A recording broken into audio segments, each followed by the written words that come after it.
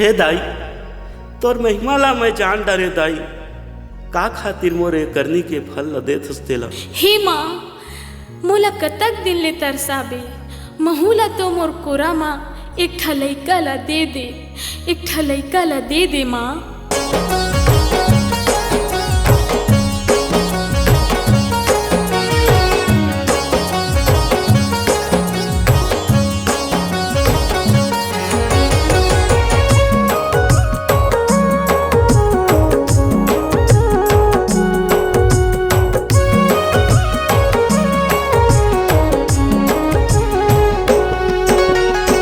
ले दाई महतारी वो मोर दे दे माया के अचरा तो, सातों जन्म के कर्जा तोर चुकाऊं मैं। तोर बिन दाई कैसे मैं जी पाऊं, तोर बिना मोर कौन है दाई, तोर बिना मोर कौन है मैया। काला दुख सातों जन्म के कर्जा तोर चुकाऊं, तोर बिन दाई कैसे मैं जी पाऊं। सुन ली दाई महतारी वो दे दे माया के अचरा तोर, सातों जन्म के कर्जा तोर चुकाऊं वो, तोर बिना दाई कैसे मैं जी पाऊं।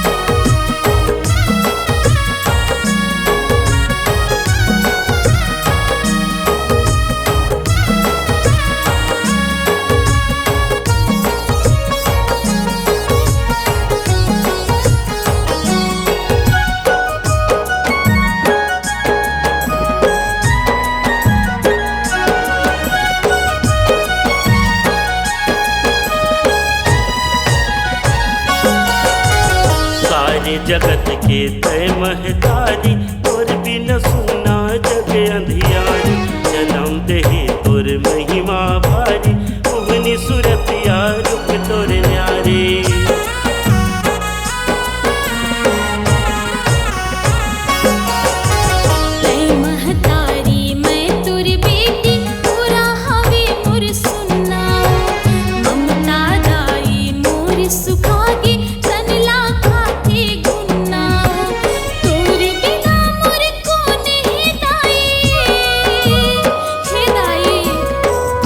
बिना मोर कौन है मैया, काला दुख गोहराऊं, सातों जन्म के कर्जा तोर चुकाऊं,